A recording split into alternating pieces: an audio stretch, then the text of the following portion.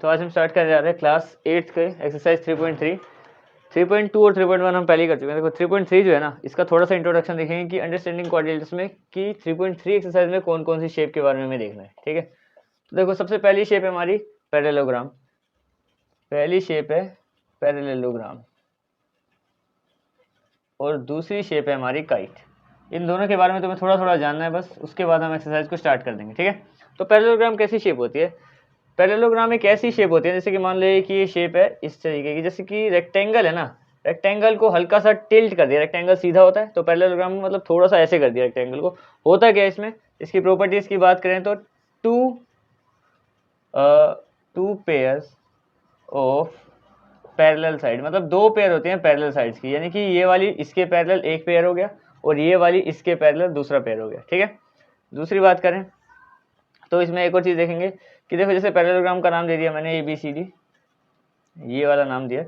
तो अब इसमें जो एंगल A है ना, वो हमेशा इक्वल होगा एंगल C के। ये वाला एंगल इसके इक्वल होगा और ये वाला एंगल इसके इक्वल होगा, यानी कि जो अपोजिट एंगल होते हैं, दूर दूर वाले जो एक दूसरे से दूर हैं, सामने सामने वाले अपोजिट एंगल एक तरीके से वो इक्वल होते हैं। तो यहाँ पे हम लिखेंगे कि अपोजिट एंगल्स आर इक्वल। ठीक है, ये हो गई दूसरी प्रॉपर्टी। अब डिस्कस करते हैं तीसरी प्रॉपर्टी के बारे में। अब इसमें एक और बात है कि ये वाली साइड जो है वो इसकी इक्वल होगी, चाहिए 10 सेंटीमीटर तो वो भी 10 होगी और ये 20 है तो वो भी। तो यहाँ पे सेम आएगा कि opposite sides are equal. Opposite sides are equal, तीन प्रॉपर्टी हो गई। ठीक है, और पैरेललोग्राम में या फिर एक अलग से दो पैरेलल लाइंस के बीच में भी है, वो मैं तुम्हें अलग से बता देता हूँ। देखो अभी उसमें क्या होता है कि अगर मान लो दो पैरेलल लाइन है, दो पैरेलल लाइन के बीच में कभी भी कोई अगर दो एंगल, जैसे कि ये पैरेलल लाइन के बीच में अंदर की तरफ दो एंगल बने, ये पैरेलल लाइन है ना दोनों, तो ये दो एंगल बने, तो यहाँ पे मैं लिख रहा हूँ कि angle lies between two parallel line, मतलब दो पैरेलल लाइन के बीच में कभी भी अगर एंगल लाई करते हैं दो। ठीक है, जैसे कि एक पैरेलल लाइन है, ऑब्वियसली बात है कि यहाँ पे होगा कि यहाँ पे होगा, दो पैरेलल लाइन हो गई, चाहे वो पैरेललोग्राम शेप नहीं है, वो कैसी भी शेप है, मैं तुम्हें अभी एग्जांपल लेके समझाऊंगा। तो ऐसी कंडीशन में अगर दो angles lie between two parallel lines, then the sum of them, मतलब उन दोनों का सम जो है इज 180 डिग्री, ये होता है यहाँ पे। ठीक है, अब जैसे मान लो यहाँ पे तो हमें पता है कि ये पैरेललोग्राम है, लेकिन शेप ऐसी भी हो सकती है। देखो जैसे मान लो ये एक शेप है, ये पैरेललोग्राम नहीं है। ठीक है, लेकिन इसमें हमें बोल रहा है कि जो जैसे मान लो ABC और D है ना, तो हमें बोल रखा है, एग्जांपल दे रहा हूँ। ठीक है, तो इसमें जो AD है वो बोला है कि पैरेलल है किसके, BC के। अब अगर AD पैरेलल है BC के ना, तो इसका मतलब क्या है कि ये वाली और ये वाली जो दो एंगल है, ये 90-90 मैं बना रहा हूँ यहाँ पे, पर 90 नहीं भी होंगे, तो ये जो दो एंगल है ना ये वाले, इन दोनों का जो सम है वो 180 आना चाहिए, क्योंकि ये दोनों पैरेलल लाइंस के बीच में लाई कर रहे हैं, और इन दोनों का सम भी 180 ही आना चाहिए, क्योंकि ये दोनों भी पैरेलल लाइन के बीच में आ रहे हैं। ठीक है, तो सेम ये प्रॉपर्टी है जिसको हम क्वेश्चंस में यूज भी करेंगे काफी ज्यादा। और बाकी लाइंस एंड एंगल्स की नॉर्मल प्रॉपर्टी यूज करेंगे, जैसे कि अल्टरनेट इंटीरियर एंगल वगैरह वगैरह, कई सारी चीजें, कोरेस्पॉन्डिंग एंगल्स, ये सब चीजें। ठीक है, और पैरेललोग्राम की प्रॉपर्टी क्या होती है, इक्वल साइड्स, एंगल्स वगैरह वगैरह। हाँ, इसकी इतनी है, क्योंकि ये एक एक्स्ट्रा प्रॉपर्टी थी कि पैरेलल लाइंस के बीच में 180 डिग्री होता है, ये मैंने तुम्हें पहले ही बता दिया अभी। ठीक है, काइट कैसी शेप होती है, काइट की शेप भी देख लेते हैं। अच्छा हाँ, एक और प्रॉपर्टी लिख लो कि इसके ना दोनों डायगनल्स जो होते हैं ना वो बाइसेक्ट ईच अदर होते हैं। Diagonals bisect each other, bisect each other. ठीक है,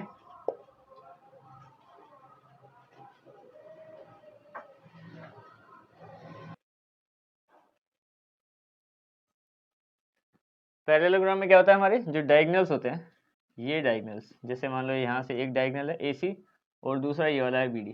अब इसमें क्या होता है ना कि ये दोनों डायगनल बाइसेक्ट टीचर, यानी कि एक दूसरे को जहाँ पे कट करते हैं ना, यहाँ से लेके यहाँ तक का डिस्टेंस बराबर होता है, और यहाँ से लेके यहाँ तक का डिस्टेंस जितना भी होता है वो बराबर होता है, यानी कि बिल्कुल बीचों बीच काटना। अगर ये 10 है तो जहाँ पे कट लगा है वहाँ से यहाँ तक ये 5 हो जाएगा, और यहाँ से यहाँ तक ये इक्वल हो जाएगा। सेम यहाँ पे भी होगा। ठीक है, काइट की बात करें तो देखो काइट कैसी शेप होती है, काइट कुछ इस तरीके की शेप होती है, जैसे रोम्बस होता है ना, और रोम्बस में क्या होता है, सारी की सारी साइड इक्वल होती है। इसमें क्या है कि ये बिल्कुल पतंग की तरह होता है कि दो ऊपर से कम और नीचे से दो बहुत ज़्यादा लंबी वाली साइड से होता है। ठीक है, अब इसमें देखें, इसका भी नाम दे रहा हूँ मैं ABCD।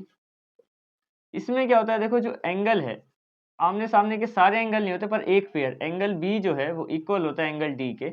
यहाँ पे एंगल बी और डी की जगह कोई भी नाम हो सकता है, जैसे कि मान लो पी क्यू आर एस हो सकता है, ठीक है। तो ये जो इधर वाले एंगल होते हैं ना सामने वाले, ये ही इक्वल होते हैं हमेशा, ये वाले, क्योंकि इधर वाले जो एंगल है ना, ये वाले और इस वाले में हमेशा कम ज़्यादा का डिस्टेंस होता है, क्योंकि जितना नीचे जाएगा, जितनी नैरो होगी वहाँ पे एंगल उतना कम होता है, और ये ज़्यादा रहेगा हमेशा, ठीक है। तो लेकिन ये दोनों हमेशा इक्वल होने वाले एंगल, ठीक है। उसके बाद बात करें तो जैसे कि इसके भी डायगनल्स बनाते हैं, ये डायगनल्स मैंने बनाया यहाँ पे। अब ये डायगोनल बाइसेक्ट करते हैं, पर दोनों के दोनों इक्वल नहीं करते। इसमें क्या होता है, वन पेयर नहीं, वन डायगोनल आएगा, one diagonal bisect each other, मतलब दोनों में से ना एक ही डायगोनल होता है जो बिल्कुल एक तरीके से बाइसेक्ट होता है। मान लो ये वाला जो इधर वाला है ना, ये इसके इक्वल होएगा, लेकिन ये वाला जो है ये अलग है और ये वाला इससे अलग है, ये सेम नहीं है। ये दोनों तो बीचों बीच कट जाते हैं, ठीक है, लेकिन इन दोनों में डिफरेंस आ जाता है। जैसे कि इसमें क्या होता है, इसमें दोनों बराबर रहते हैं, लेकिन यहाँ पे क्या होगा इस वाले में, काइट में, कि डिफरेंस आ जाएगा, ठीक है।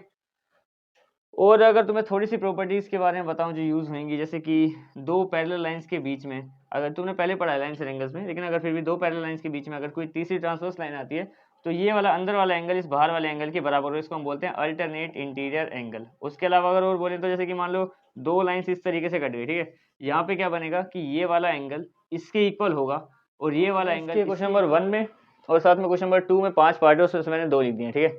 क्वेश्चन नंबर 1 को डिस्कस करेंगे, मतलब इसमें बताना है कि ये जो 4 चीज़ें रखें किसके इक्वल है, और साथ में बताना है यहाँ पे अलग अलग से कि डेफिनेशन क्या है, मतलब क्या रीज़न क्या है या फिर प्रॉपर्टी, वो साथ में बतानी पड़ेगी, इसलिए मैंने यहाँ पे जगह छोड़ रखी है, ठीक है, कि ये इसके इक्वल है, पर क्यों है वो प्रॉपर्टी बतानी पड़ेगी, सिंपल, ठीक है। इसमें क्या करना है, consider the following and find the value of x y and z निकालना है। अब इसमें शेप दे रखी है ऐसी ऐसी करके 5 शेप है, तो मैंने 2 लिखे फिलहाल यहाँ पे, और बाकी 3 अगली वीडियो में, अगली मतलब इस पार्ट में देखेंगे, ठीक है। तो देखते हैं, अब स्टार्ट करते हैं सबसे पहले यहाँ पे AD किसके इक्वल है। अब देखो यहाँ पे बोल रखा है कि दिस इज अ पैरेललोग्राम, कि क्या है ये पैरेललोग्राम है, यानी कि यहाँ पे हम पैरेललोग्राम के हिसाब से सारी वो जो प्रॉपर्टीज है वो यूज कर सकते हैं, ठीक है। तो AD किसके इक्वल है, AD एक साइड है, पैरेललोग्राम की अपोजिट साइड इक्वल होती है, ये वाली साइड इसके इक्वल, तो AD इक्वल टू BC हो गया, यहाँ पे लिख देंगे हम BC या CB, ठीक है, ये हो गया। अब यहाँ पे रीजन क्या देंगे, यहाँ पे बोलेंगे हम कि opposite sides of parallelogram is equal, reason भी दे दिया, पहला हो गया पार्ट।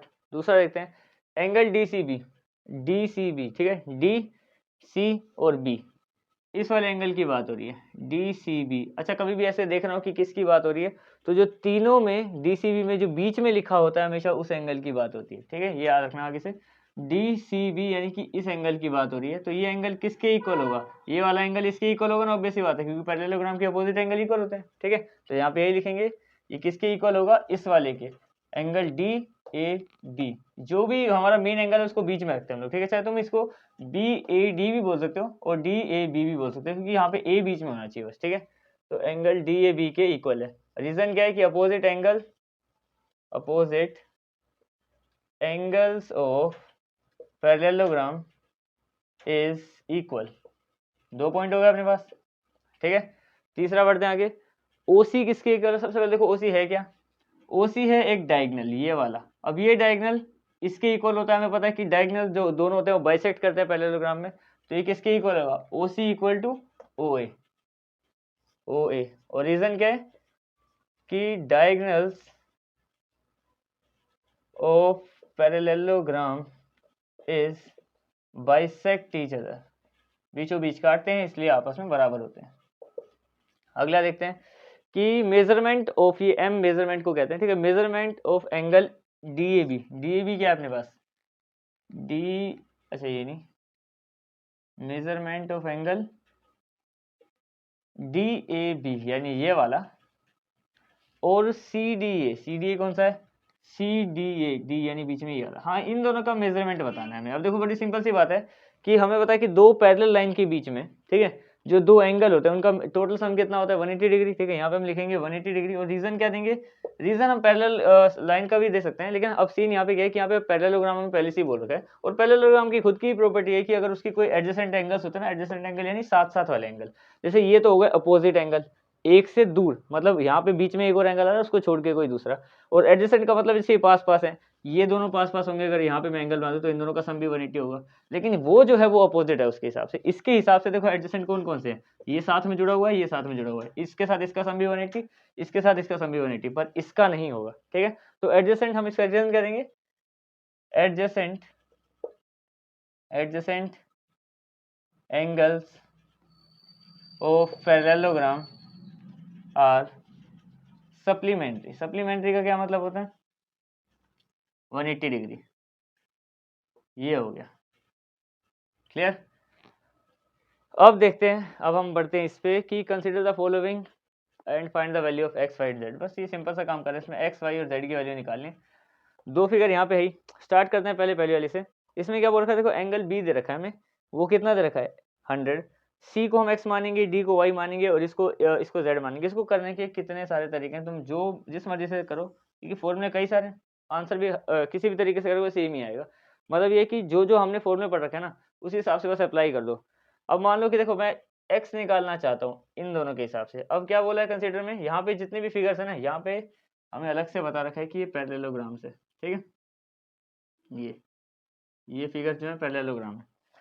तो पैरेललोग्राम का अगर ये एक एंगल पता है तो दूसरा एंगल कैसे निकालें, पास पास वाले एंगल सम कितना होता है 180 डिग्री। यानी कि अगर मुझे एंगल एक्स निकालना है, ठीक है, एंगल एक्स इक्वल टू कितना होगा 180 माइनस एंगल बी।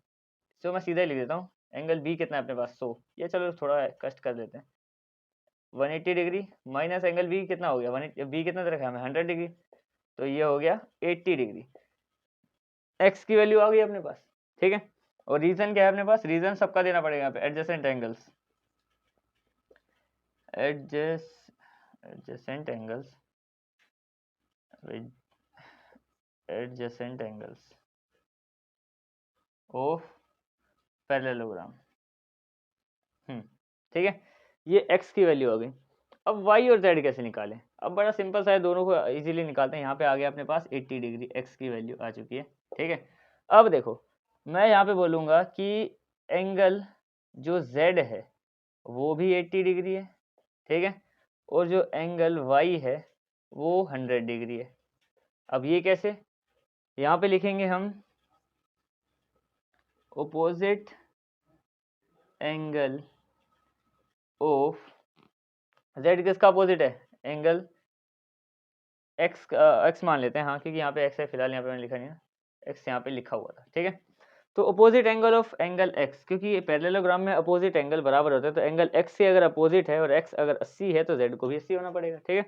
सेम इसमें क्या लिखेंगे, अपोजिट एंगल ऑफ एंगल, कौन सा एंगल, y किसके अपोजिट है, एंगल b है ना, इसको कोई नाम नहीं दिया, ठीक है, एंगल b लिख देते हैं, ये हो गया, इस तरीके से हो गया, बड़ा सिंपल तरीके से। तो ये हो गया अपने पास फर्स्ट पार्ट इसका, जिसमें हमें एक्स वाई जेड की वैल्यू निकाल दी। अब इस पर डिस्कस करते हैं कि देखो एक्स कौन सा दे रखा है, एक्स है यहाँ पे ये वाला अंदर का एंगल, वाई है अपने पास इधर ऊपर वाला अंदर का एंगल, और जेड है बाहर का एंगल, ठीक है। प्रॉपर्टी लगाएंगे, जिस तरीके से करना है कर दो। मैं सबसे पहले क्या करूंगा, यहाँ से वाई की, आप सबसे पहले एक्स एक एक करके बढ़ते हैं, तो एक्स की वैल्यू निकालते हैं। तो एंगल एक्स इक्वल टू क्या होगा हमारे पास, वो होगा 180 डिग्री माइनस एंगल, इसका नाम देते हैं कुछ ए मान लेते हैं, ठीक है। तो एंगल ए, ये हो गया अपने पास, अगर एंगल ए हो गया तो 180 डिग्री, ए कितना दे रखा है हमें 50 को इससे माइनस कर देंगे तो कितना आ जाएगा, ये हो जाएगा 130 डिग्री, ठीक है। अच्छा माइनस क्यों कर रहा हूँ, तो तुम्हें पता ही है ना, क्योंकि देखो दोनों एंगल का सम जो है, जैसे मैं यहाँ पे समझाऊँ तुम्हें कि एंगल 1 प्लस एंगल 2 का सम अगर 180 डिग्री होता है, तो फिर जो एंगल 1 निकालना होता है तो हम क्या करते हैं, एंगल 2 को उसके पास माइनस में भेज देते हैं। इसलिए दोनों जगह में मैंने माइनस में लिखा है सीधा, क्योंकि अगर एंगल एक्स और एंगल बी को यहाँ पे मैं प्लस में लिखूंगा तो वहाँ पे जाके माइनस ही होगा, ठीक है। जैसे यहाँ पे एंगल एक्स और ए प्लस में होंगे तो 180 के पास वहाँ पे जाके बाद में माइनस ही होना उनका, ठीक है। तो यहाँ पे एक्स की वैल्यू आ गई अपने पास कितनी 130 डिग्री आ गई, यानी कि ये तो हो गया भाई 130, एक्स अंदर लिख रहा हूँ, ये हो गया 130। अब ये 130 है तो वाई क्या होगा, वाई इज ऑल्सो 130। रीजन क्या है, क्योंकि ये देखो ये 130 है तो ये इसका अपोजिट एंगल है, opposite angle of angle A मान लो, ए नहीं एक्स निकाला ना जी मैंने, एक्स के अपोजिट है, क्लियर। ये हमारे पास एक हो गया, दो हो गया। एंगल जेड कैसे निकालेंगे, अब मैं बोलूंगा angle z equal to also 130 degree. अब ये भी 130 क्यों, ये तो किसी का अपोजिट भी नहीं है, दो तरीके से कर सकते हो। देखो, या तो मैं ये वाला एंगल निकाल लूँ पहले ऐसे ही, इसको कोई अंदर वाला एंगल किसी भी नाम दे के निकाल दूँ, इसके साथ एडजस्टेंट करके या इसके साथ एडजस्टेंट करके, और फिर बाद में लीनियर पेयर लगा दूँ। लीनियर पेयर टोटल का सम 180 होता है। या फिर एक हमने प्रॉपर्टी क्या पढ़ी है कि देखो ये लाइन इसके पैरेलल, ऑब्वियस सी बात है ये पैरेललोग्राम है तो ये लाइन पैरेलल है, ठीक है। और पैरेलल लाइन के बीच में कभी भी कोई ट्रांसवर्स लाइन इस तरीके से आती है, ठीक है, तो होता क्या है कि ये अंदर वाला एंगल उस बाहर वाले एंगल के बराबर होता है। और कौन सी प्रॉपर्टी के हिसाब से? Alternate interior angle, alternate interior angle, Z भी हो गया हमारा 130, ठीक है। तो इस वाले में हमने देखा कि हमने पहला क्वेश्चन सोल्व करा था, दूसरे के 2 पार्ट करें अभी।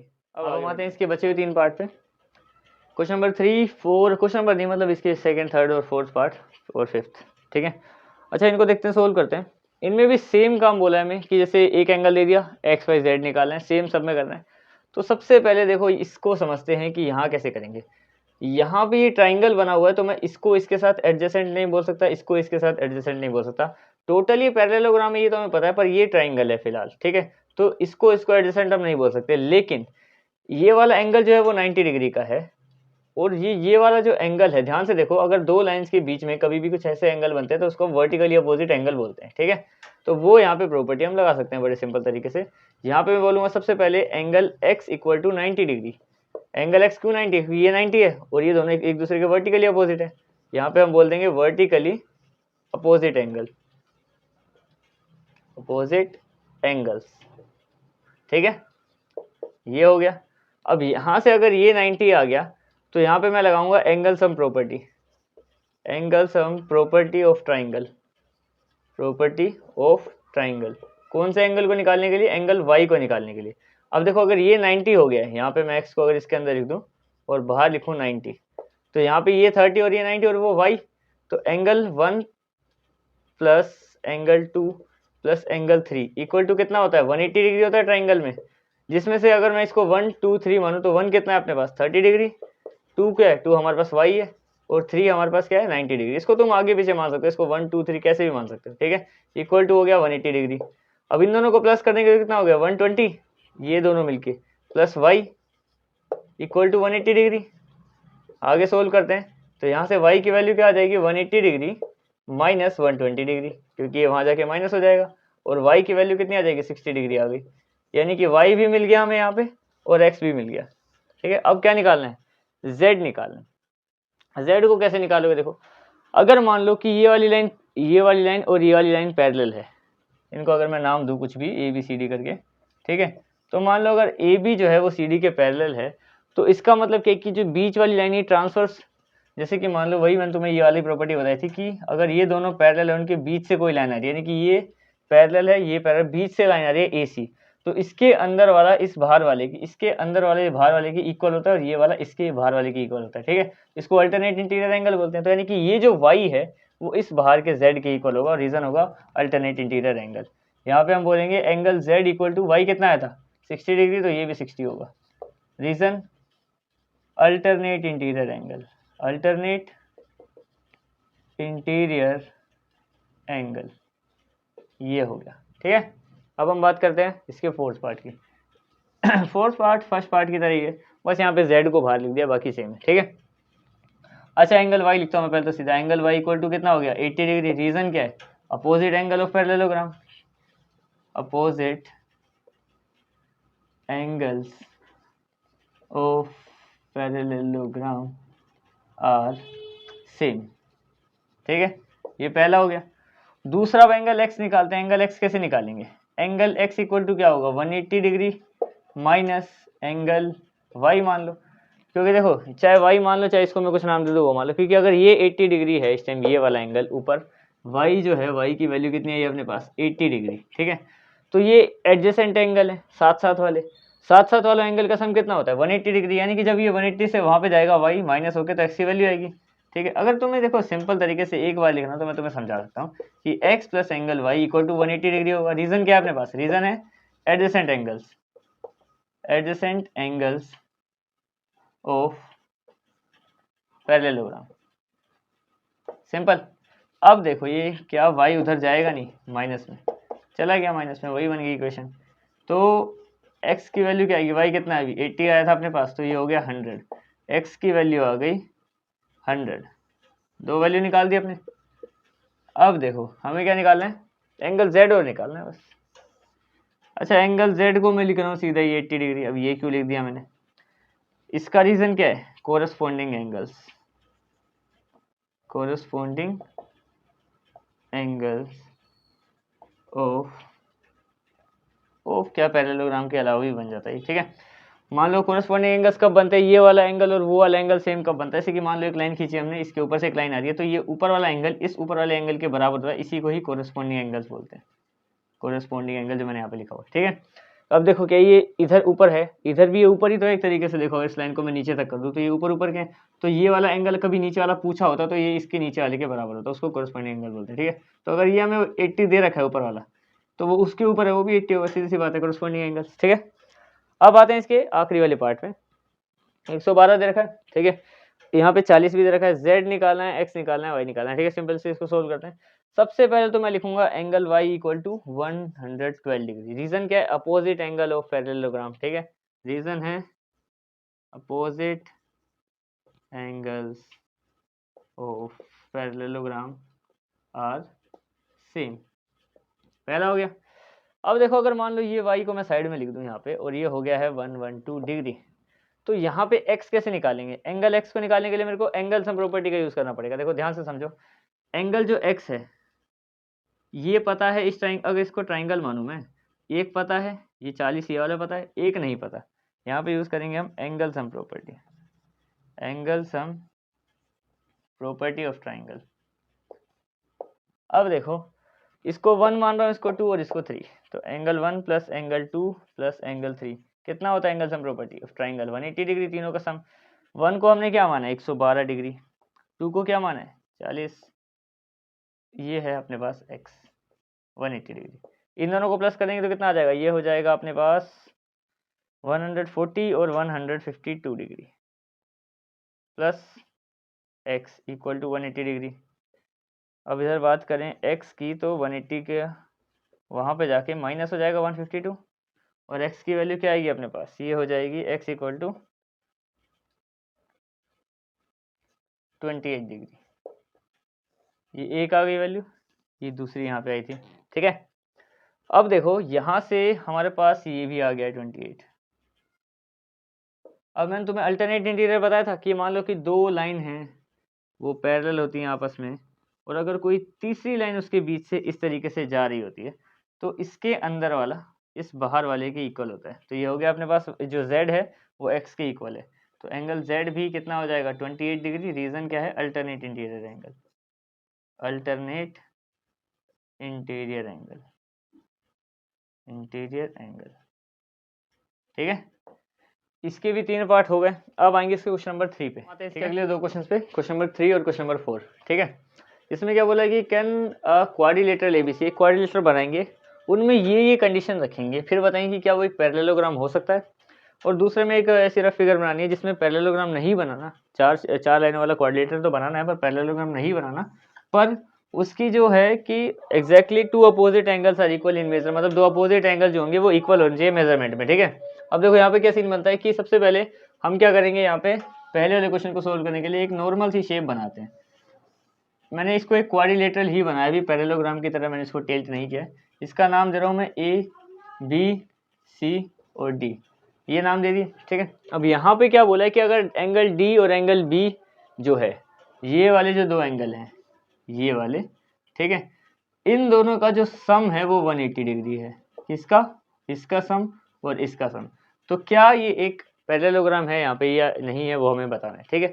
अब देखो यहाँ पे कि क्या सीन बनेगा, सम की बात करें अगर, तो इनका एडिशन अगर 180 डिग्री है, हमें पता है कि अपोजिट एंगल जो होते हैं पैरेललोग्राम में वो क्या होते हैं, वो होते हैं इक्वल, ठीक है। यानी कि ये दोनों इक्वल है, यानी कि एंगल डी, और इसको भी मैं एंगल डी ही लिख सकता हूँ, तो दोनों 180 डिग्री हो गए। ये हो गया 2 angle D equal to 180 degree, ठीक है। यहाँ से एंगल डी की वैल्यू कितनी आ गई 90 डिग्री, ठीक है। और ये 90 है, वो दूसरा इसके इक्वल ही होगा, यानी कि ये 90 है तो ये भी 90 ही होगा, ठीक है, सीधी बात। एडजेसेंट की बात करें तो एडजेसेंट को निकालने के लिए हम क्या करेंगे, देखो चेक करने के लिए एडजेसेंट में हम क्या देखते हैं यहाँ पे कि ये 180 से माइनस करते हैं तो फिर ये वाला आता है, तो अगर 180 से 90 को माइनस करेंगे तो ये भी 90 आ जाएगा, और अगर उसके अपोजिट की बात करें तो वो भी 90 आ जाएगा।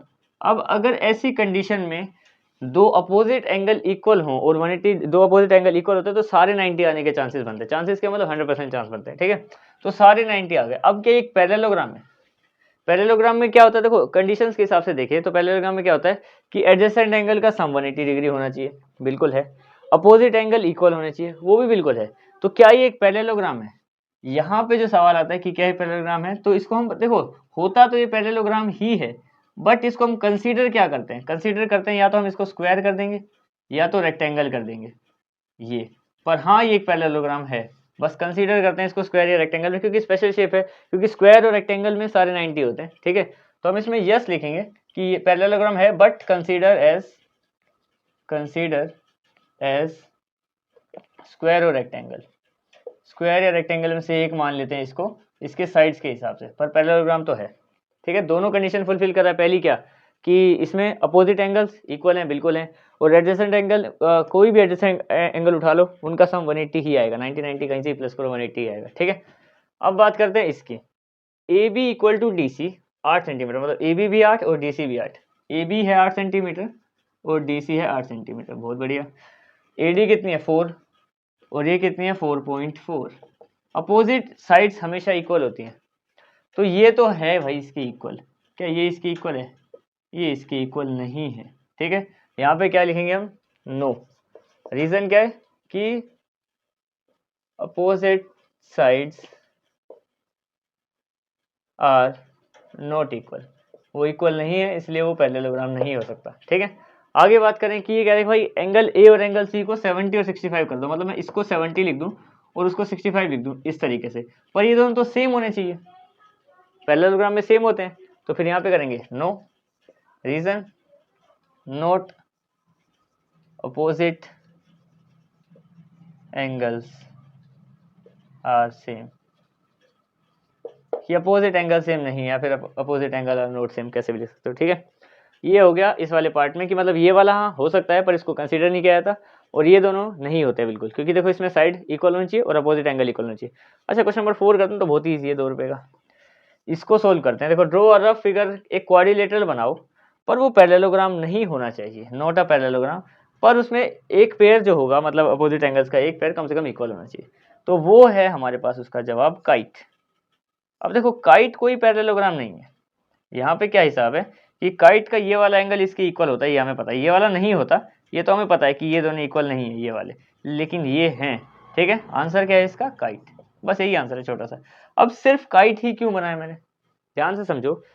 अगर मैं स्क्वायर बना दूं, अगर मैं रेक्टेंगल बना दूं, अगर मैं रोम्बस बना दूं, तो इन शेप्स में क्या दिक्कत है?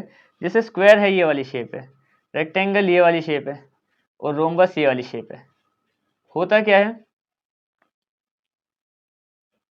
इनमें, ये सारे के सारे एक तरीके से पैरेललोग्राम ही होते हैं, क्योंकि देखो इनमें भी अपोजिट है, इसमें सब 90 है, तो ये दोनों कंडीशन फुलफिल है, और साथ में आमने सामने की साइड भी इक्वल, तो एक तरीके से ये पैरेललोग्राम है। इसकी बात करें सब 90 एंगल इसके, ये साइड इसके बराबर, ये साइड इसके बराबर, पैरेललोग्राम में यही तो होता है। इसकी बात करें तो इसमें भी एंगल सारे इक्वल होंगे 90 90 90।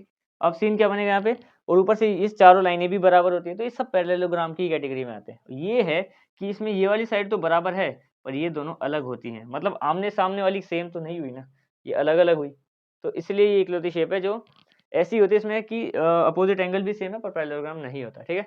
अब अगले क्वेश्चन पे आते हैं, हम आते हैं इसके अगले क्वेश्चन पे। अब हम डिस्कस करेंगे यहाँ पे क्वेश्चन नंबर 5, 6 और 7, ठीक है। क्वेश्चन नंबर 5 से शुरू करते हैं डायरेक्ट, कि इसमें क्या बोला है कि देखो एडजेसेंट एंगल्स हैं पैरेललोग्राम में जिनका रेशो दे रखा है, तो हमें इसके बाकी सारे के सारे बताने हैं एंगल्स कैसे, ठीक है। क्वेश्चन थोड़ा सा मतलब तुम्हें सुनने में मुश्किल लग सकता है पर उतना मुश्किल है नहीं, ठीक है। ये पैरेललोग्राम है, इसका ये वाला एंगल और ये वाला एंगल मान लेते हैं हम, इसका नाम है ए बी सी डी, ठीक है। उस हिसाब से इसमें क्या बोला है कि जो एडजेसेंट एंगल है ना, इनका रेशो है 3:2 का, इन दोनों का, ठीक है। तो हमें सारे एंगल बताने कि वो कितने कितने हो सकते हैं, ठीक है। तो हम क्या करते हैं, सबसे पहले सोल्यूशन में लेट कर लेते हैं कि एंगल ए जो है वो 3 के रेशो में है, तो उसको मैं मान रहा हूँ 3x, और जो एंगल बी है वो 2 के रेशो में है, उसको मान लिया मैंने 2x। अब हमने क्या पढ़ा है कि दोनों एडजेसेंट एंगल का सम कितना होता है, 180 डिग्री, ठीक है। तो यहाँ पे मैं क्या लिख सकता हूँ, angle A plus angle B equal to 180 degree होगा। क्या होता है यहाँ पे, रीजन क्या है, adjacent angles, adjacent angles of parallelogram, ठीक है। तो देखो ये और इसकी वैल्यू पता है हमें, ये 3x है वो 2x है, यहाँ पे लिख दिया मैंने 3x plus 2x equal to 180 degree. ये दोनों मिलके क्या होगा, 5x इक्वल टू 180 डिग्री। और x की वैल्यू कैसे आएगी, 180 डिग्री, ये 5 यहाँ पे मल्टीप्लाई, यहाँ पे जाके डिवाइड में जाएगा, डिवाइड इसको करेंगे इससे कितने में जाएगा, ये जाएगा 5 3 ज़ा 15, और फिर कितना बचा, 3 बचा, तो 36 डिग्री आएगा। एक बार देख लेते हैं, 5 3 ज़ा 15, 3 बचा, 3 0 30, 5 6 है, ठीक है। तो x की वैल्यू आ गई हमारे पास 36, ये हो गया पहला। अब x की वैल्यू 36 आई है, पर यहाँ पे हमारे पास a और b की वैल्यू नहीं आई, यहाँ पे सिर्फ x की वैल्यू आई है हमारे पास, ठीक है। तब सोल्व करते हैं, अब a की वैल्यू कैसे निकालेंगे, अब a है क्या, एंगल a इक्वल टू क्या है, 3x है, और x की वैल्यू क्या है, 3 मल्टीप्लाई x क्या है 36, क्योंकि ये दोनों मल्टीप्लाई में है, 36 3 ज़ा 6 3 ज़ा 18 1 3 6 9 108 आ गया इसका आंसर। यानी कि एंगल a कितना है अपने पास, ये है 108 डिग्री, और साथ ही साथ इक्वल टू एंगल सी भी, क्यों, क्योंकि अपोजिट एंगल्स ये इसके इक्वल है, हमें तो सारे मेजर करने हैं ना, तो रीजन क्या है, opposite angles, opposite angles of parallelogram, ठीक है, यही नीचे भी यूज करेंगे। अब देखते हैं कि b क्या है, b हमने माना था 2x, यानी कि 2 मल्टीप्लाई x 2 मल्टीप्लाई 36 को इससे करेंगे तो कितना आएगा 72, ठीक है। अब अगर b 72 है तो साथ ही साथ b का अपोजिट क्या है, d, ये भी 72 होगा, और रीजन हमारे पास यही है सेम, कि अपोजिट एंगल्स ऑफ पैरेललोग्राम, ठीक है। तो चारों के चारों निकाल दिए मैंने, 108 यहाँ पे चलो लिख देते हैं चारों, ठीक है। ये हो गया अपने पास 72, ये भी हो गया 108, ये हो गया 72, ठीक है, चारों निकाल दिया हमने। अब इस पे डिस्कस करते हैं कि देखो क्या बोला है कि two adjacent angles of parallelogram are equal, have equal, या फिर आर लिख देते हैं, are equal, have equal measure आएगा, ठीक है। आर इक्वल, तो हमें सारे के सारे एंगल बताने हैं फिर से वैसे ही, पर वो इक्वल है। अब इक्वल के लिए हम क्या करते हैं, मैं सोल्व करता हूँ, ठीक है। तो मान लो अगर एंगल ए और एंगल बी जो साथ साथ के दो एंगल होते हैं वो इक्वल हैं, तो वो 180 डिग्री के तो इक्वल होंगे, क्योंकि रीजन क्या होता है, एडजेसेंट एंगल्स ऑफ पैरेललोग्राम, तो 180 डिग्री का, क्योंकि एडजेसेंट क्या होते हैं, इक्वल टू 180 डिग्री। अब ये दोनों ही आपस में भी बराबर हैं, तो इन दोनों को मैं एंगल ए लिख सकता हूँ, क्योंकि बी भी तो ए के बराबर है, ठीक है। तो ये हो गया 2 angle A equal to 180 degree, और एंगल ए की वैल्यू कितनी आ गई, 90 आएगी वैसे, पर एक स्टेप बढ़ा देते हैं, 180 डिग्री डिवाइडेड बाई 2, हाफ करेंगे तो 90, यानी ए की वैल्यू कितनी है, ए 90 डिग्री है, तो बी की वैल्यू कितनी होगी, बी को भी 90 डिग्री होना पड़ेगा, क्योंकि यहाँ पे क्या दे रखा है, ए और बी सेम है। अब यहाँ पे देखो, अगर मान लो ये पैरेललोग्राम है जिसमें से ए 90 है और बी भी 90 है, तो ऑब्वियसली सी और डी भी 90 होंगे, क्योंकि ये इसके इक्वल, ये इसके इक्वल, तो हमें क्या बोलेंगे, angle C are also 90 degree और डी ऑल्सो 90 डिग्री। ये दोनों क्यों लिखा हमने, क्योंकि opposite angles are equal, opposite angles are equal, ये हो गया अपने पास यहाँ पे। लेकिन अभी देखो, ये तो हमने सी और डी के लिखा था, बी को क्यों लिखा था हमने, बी के लिए हमारे पास गिवन था कि वो दोनों सेम है मेजरमेंट में, यहाँ पे हमें बोला था कि इक्वल है, ये हमारा गिवन था, इसलिए मैंने ए के मिलते ही बी को भी 90 लिख दिया था, ठीक है। तो इसके भी चारों मिल गए। तो अब हम आते हैं क्वेश्चन नंबर 7 और क्वेश्चन नंबर 8 में। देखो क्वेश्चन नंबर 7 में क्या बोला है, एक फिगर है होप, HOPE। इसमें हमें क्या करना होगा, इसमें हमें पहले ये सारे एंगल्स निकालने होंगे। एक बार मैं यहाँ पे दोबारा से एंगल लिख देता हूँ, ये है हमारे पास एंगल एक्स और ये वाला है एंगल वाई, ठीक है। इनको सोल्व करते हैं, ये सारे एंगल हम यहाँ पे निकालते हैं। देखो इसमें क्या बोला है कि ये एक पैरेललोग्राम है, इतना तो हमें पता ही है, ठीक है। एंगल एक्स वाई और जेड निकालने हैं, जो एंगल दे रखे हैं यहाँ पे हमें। अब इसमें से सबसे पहले मैं वाई को निकालूँ, क्योंकि वाई हमारे पास डायरेक्ट आ जाएगा। एंगल वाई जो है वो है हमारे पास 40 डिग्री, रीजन क्या है, अल्टरनेट इंटीरियर एंगल है, अल्टरनेट इंटीरियर एंगल है ये, क्लियर। क्योंकि अगर ये पैरेलल लाइंस है, ये वाली दोनों, ठीक है, और ये वाली लाइन अगर उसकी ट्रांसवर्स लाइन है ये, तो इसके अंदर वाला एंगल इसके बाहर वाले एंगल के बराबर होगा, ठीक है। तो वो डायरेक्ट हम वाई को लिख सकते हैं 40, क्लियर। दूसरा देखते हैं, अब एक्स की वैल्यू निकालने के लिए देखो यहाँ से पहले मुझे ये वाला एंगल निकालना पड़ेगा, ये वाला एंगल आएगा तो वो उसके अपोजिट हो जाएगा, एक्स की वैल्यू आ जाएगी। ठीक है, इस वाले एंगल को, ये जो ये है, इसको मैं एंगल ओ ही मान लेता हूँ। ठीक है, अब ये ओ और 70 डिग्री दोनों मिलके क्या एक लाइन पे पूरा एंगल बना रहे हैं, ऐसे ऐसे, तो ये लीनियर पेयर बना रहे हैं। ठीक है, तो यहाँ पे मैं क्या लिखूंगा, angle O plus 70 degree equal to 180 degree होगा। रीजन क्या है, लीनियर पेयर, क्योंकि दोनों मिलके क्या कर रहे हैं, मिलके बना रहे हैं 180 डिग्री। ठीक है, सप्लीमेंट्री है दोनों। अब यहाँ से एंगल ओ निकाल लेते हैं, 180 डिग्री में से क्या होगा, 70 माइनस हो जाएगा, तो एंगल ओ कितना आ गया अपने पास, 110 आ गया। अब अगर एंगल ओ 110 है तो एंगल एक्स कितना होगा, वो भी 110 ही होगा। क्लियर, यहाँ पे देखो क्या है कि एंगल ये वाला 110 आया, ये वाला, तो वो भी वही आएगा सेम। रीजन है opposite angle of parallelogram, opposite angle of parallelogram.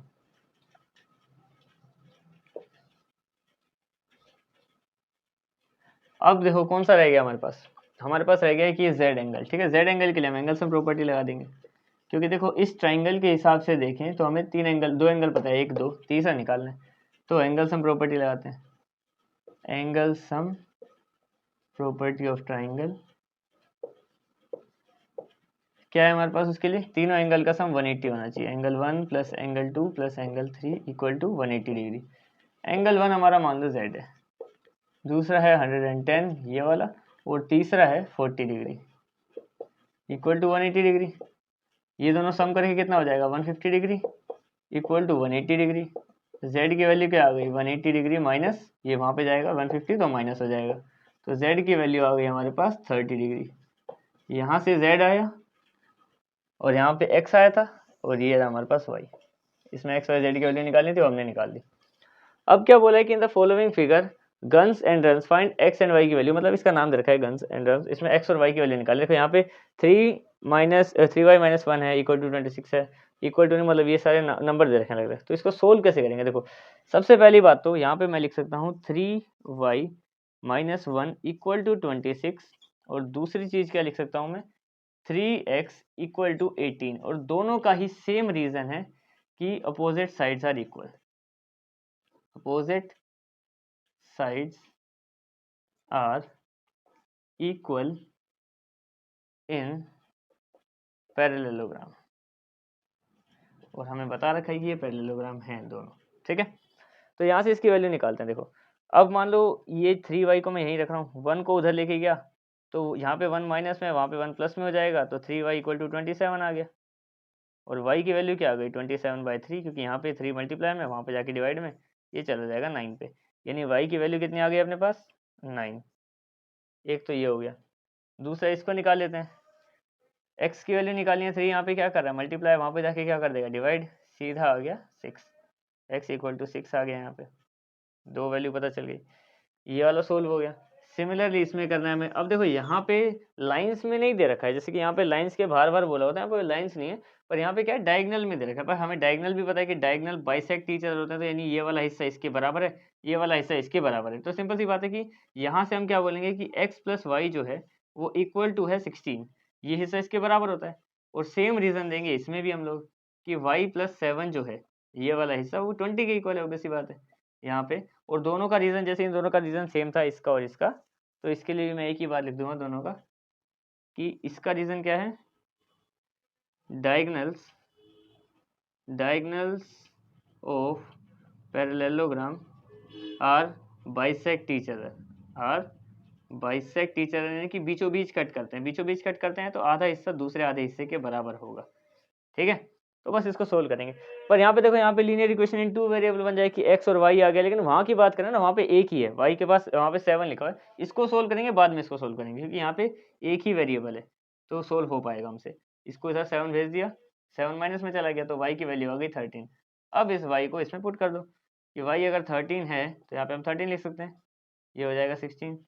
x की वैल्यू कितनी आ जाएगी, 16 माइनस 13 आ जाएगी, तो x इक्वल टू कितना आ गया, 3।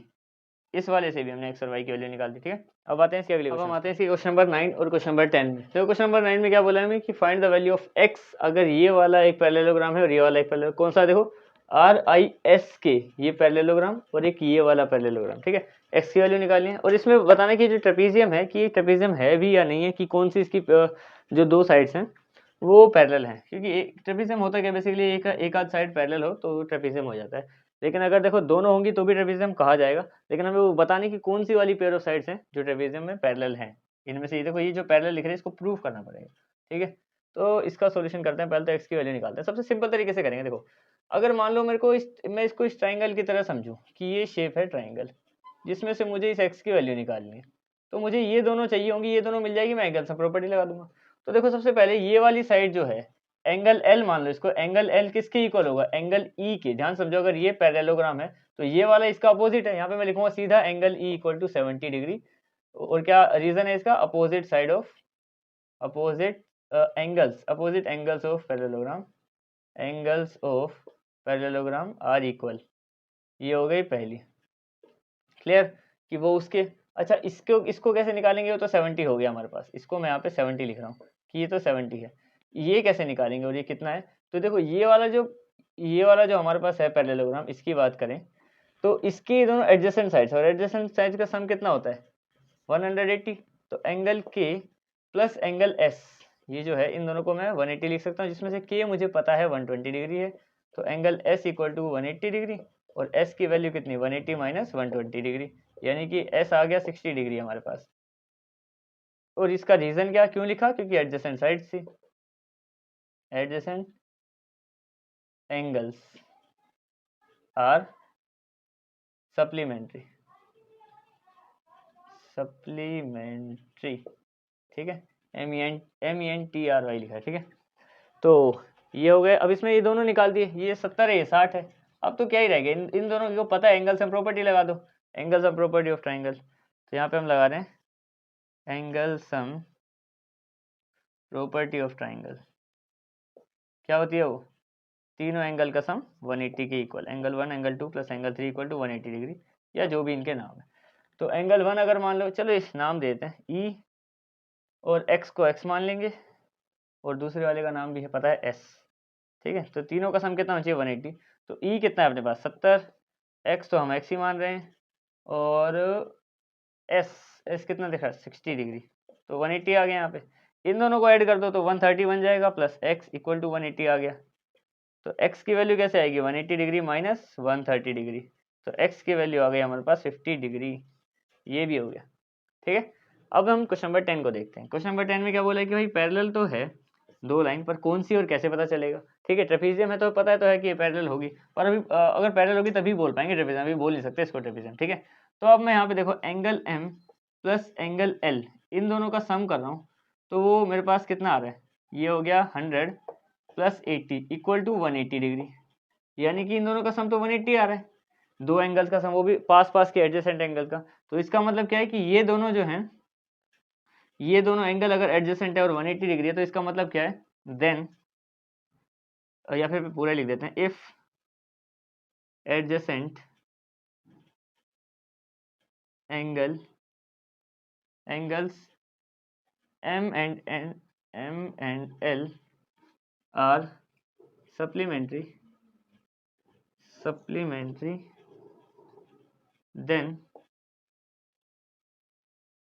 अब ये दोनों अगर सप्लीमेंट्री हैं तो ये वाली लाइन, इसके बोलते हैं दो लाइन के बीच वाले एंगल होते हैं सप्लीमेंट्री। तो कौन सी है लाइन हमारे पास, NM पैरेलल टू आ गई KL। यही पूछा था कि कौन सी जो दो लाइन है वो पैरेलल है। देखो NM अगर पैरेलल होगी KL के तभी इसके एंगल सप्लीमेंट्री होंगे, और इसके सप्लीमेंट्री एंगल आ गए, इसका मतलब दोनों लाइन पैरेलल है, ठीक है। तो यहाँ पे हम क्या बोल रहे हैं कि then it is a trapezium, क्योंकि देखो हमें एक पेयर ऑफ लाइन बताना था जो पैरेलल है, तो पैरेलल मिल गई हमें कि ये दोनों लाइन पैरेलल है, क्योंकि इसके अंदर के दोनों जो एंगल हैं एडजेसेंट एंगल वो सप्लीमेंट्री, ठीक है। अब इसके नेक्स्ट हम आते हैं इसके क्वेश्चन नंबर 11 और क्वेश्चन नंबर 12 पे। देखो क्वेश्चन नंबर ये इसके लास्ट के दो पार्ट हैं बस, ठीक है। इसमें क्या बोला है कि अगर ये दोनों लाइन पैरेलल है, AB पैरेलल टू DC या CD है, तो एंगल C निकालना है। दूसरे में इसमें क्या बोला है हमें कि जैसे कि इसमें हमारे पास जो एंगल है ना, एंगल P और S निकालने हैं, तो ये वाला एंगल निकालना है और ये वाला निकालना है हमें, ठीक है। दो मेथड से निकालना है, पर सिर्फ एक मेथड से, दो अलग अलग मेथड से निकाल के दिखाना है। मैंने बताया कई सारे मेथड होते हैं, तो जो अप्लाई करे, जो मन करे वैसा अप्लाई कर लेंगे, और मैं तुम्हें दोनों करके दिखा दूंगा, ठीक है। तो सोल्यूशन स्टार्ट करते हैं पहले 11th का। इसमें क्या है कि हमें एंगल C निकालना है।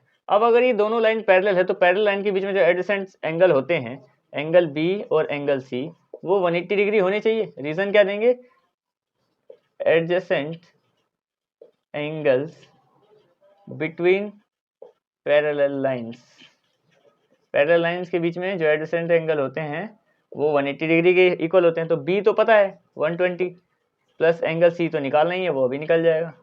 एंगल सी कितना आ जाएगा, 180 डिग्री माइनस 120 डिग्री, यानी कि एंगल सी आ गया 60 डिग्री। ये था 11th क्वेश्चन, बस इतना सा था, मेजरमेंट ऑफ एंगल सी निकालना था, निकाल दिया। इसकी बात करें तो इसको भी सोल्व करते हैं दो तरीके से। अब देखो इसमें क्या है कि इसमें बोल रखा है अलग से, जैसे इसमें बता रखा है ना पैरेलल है, इसमें भी बोल रखा है कि S P parallel to R Q, यानी ये वाली लाइन जो है इस लाइन के पैरेलल है। पैरेलल है तो इसका मतलब क्या है कि जो अल्टरनेट एंगल्स हैं पास पास वाले, इनका सम कितना होना चाहिए, ध्यान समझना कि अल्टरनेट एंगल हैं ये वाले जो आसपास, ये जो इधर इधर के हैं, इनका सम होना चाहिए 180 डिग्री, ठीक है। अब देखो यहाँ से क्या लिख सकता हूँ, मैं लिख सकता हूँ angle S plus angle R equal to 180 degree होना चाहिए। होना चाहिए कि नहीं होना चाहिए, बिल्कुल होएगा यहाँ पे, क्योंकि रीजन है बिल्कुल ये वाला सेम, मैं दोबारा ज़्यादा मेहनत नहीं कर रहा, यहाँ पे लिख देते हैं, ठीक है। क्या सीन है कि adjacent angles between parallel line, दो पैरेलल लाइन के बीच में ये एंगल है एडजेसेंट, तो एस पता नहीं है, आर पता है, आर 90 है, वो 90 डिग्री वाला सिंबल होता है, ठीक है। और दोनों का सम अगर 90 है तो ये 90 वहाँ जाके माइनस हो जाएगा, और एस की वैल्यू कितनी आ गई 90 डिग्री, ये निकल गया एस, क्लियर। दूसरा देखो कि एस तो हमने निकाल दिया 90, क्योंकि ये 90 था तो ऑब्वियस सी बात है इसको भी 90 आना था। अब ये दोनों भी ऐसे हैं, दो पैरेलल लाइन के बीच में दो एंगल हैं एडजेसेंट, तो ये कौन सा है, angle P plus angle Q कितना होना चाहिए, 180 डिग्री होना चाहिए। रीजन क्या है, रीजन यही वाला सेम है यहाँ पे भी, ठीक है। अच्छा पी और क्यू 180 है तो पी की वैल्यू तो नहीं पता, लेकिन क्यू जो है वो है 130, यानी कि पी की वैल्यू कितनी आ जाएगी 130, वहाँ पे जाके माइनस, और पी की वैल्यू आ गई अपने पास 50 डिग्री, ये भी आ गई इसकी वैल्यू। ये सेम ही तरीके से चलता था क्वेश्चन, ज़्यादा कुछ कॉम्प्लिकेटेड नहीं है। लेकिन ये तो हो गए, इसकी दोनों वैल्यू निकाली मैंने जो भी अभी, ये तो एक मेथड से हुई।